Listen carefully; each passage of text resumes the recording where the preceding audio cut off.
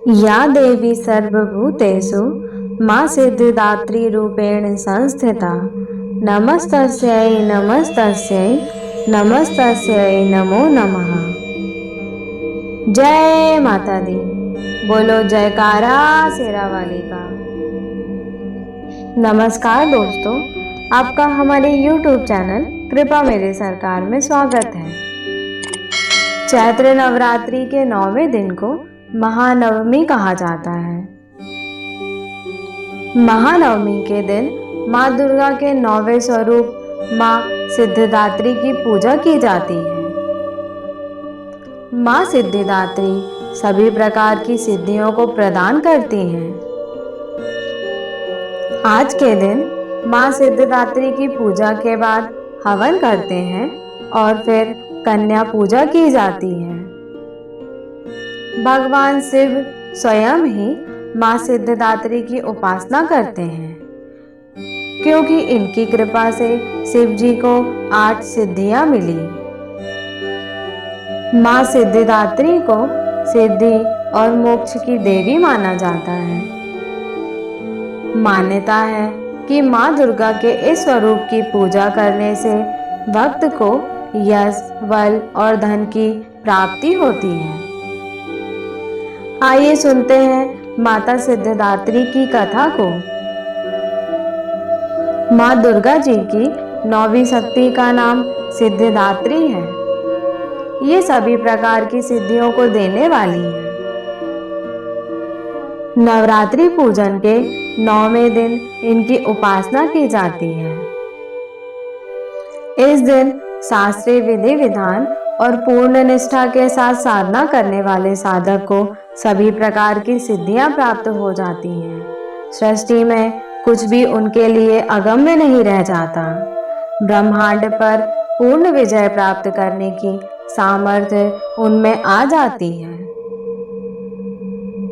मार्कंडेय पुराण के अनुसार अणिमा, महिमा, गरिमा, लंघिमा, प्राप्ति, प्रकाम्य, ईशित्व और वशिष्ठत्व, ये 8 सिद्धियां होती हैं।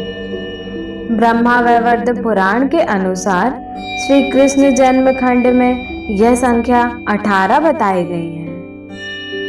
इनके नाम इस प्रकार हैं: अणिमा, लंघिमा, प्राप्ति, प्रकाम्य, महिमा, ईशित्व, वशित्व, सर्व कामावसायिता, सर्वगत्व, दूर श्रवण, परकाय प्रवेशन, वाक् सिद्धि, कल्प वृक्षत्व, सृष्टि संहार, करण सामर्थ्य, अमरत्व, सर्व न्यायकत्व, भावना सिद्धि। माँ सिद्धिदात्री भक्तों और साधकों को ये सभी सिद्धियां प्रदान करने में समर्थ हैं। देवी पुराण के अनुसार भगवान शिव ने इनकी कृपा से ही इन सिद्धियों को प्राप्त किया था। इनकी अनुकंपा से ही भगवान शिव का आधा शरीर देवी का हुआ। इसी कारण वे देवलोक में अर्धनारीश्वर नाम से प्रसिद्ध हुए। माता सिद्धिदात्री 4 भुजाओं वाली है। इनका वाहन सिंह है।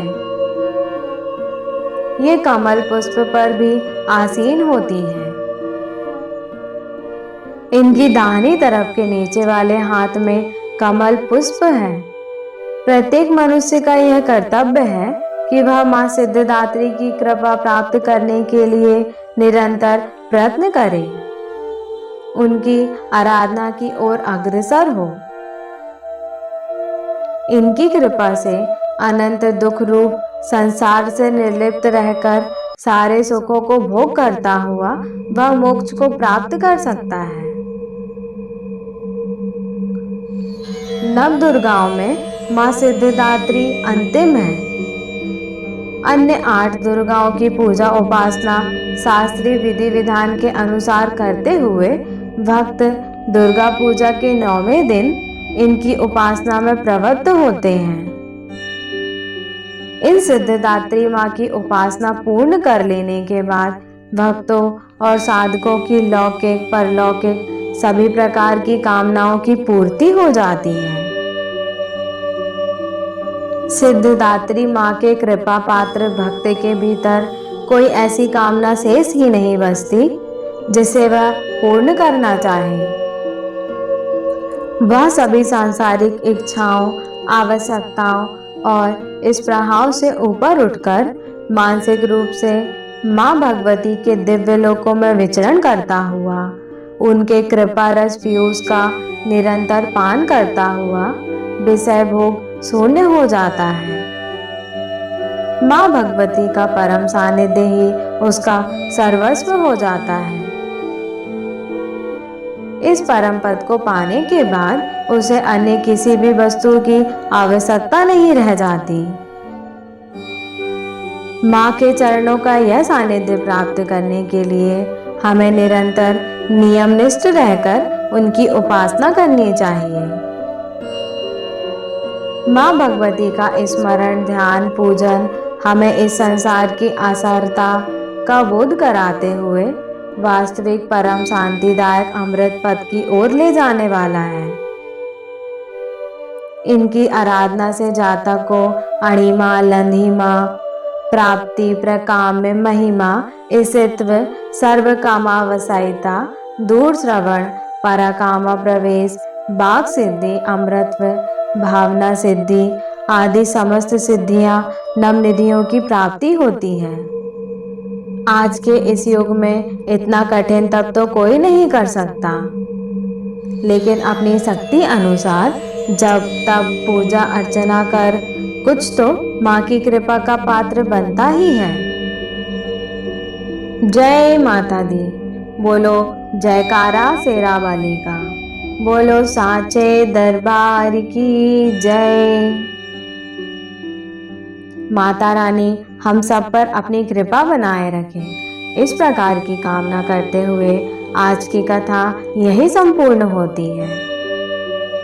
धन्यवाद। यदि आपको हमारी वीडियो अच्छी लगी हो तो प्लीज़ हमारे वीडियो को लाइक और शेयर जरूर करें और इसी प्रकार वीडियो प्राप्त करने के लिए हमारे चैनल को जरूर सब्सक्राइब कर लें। जय माता दी।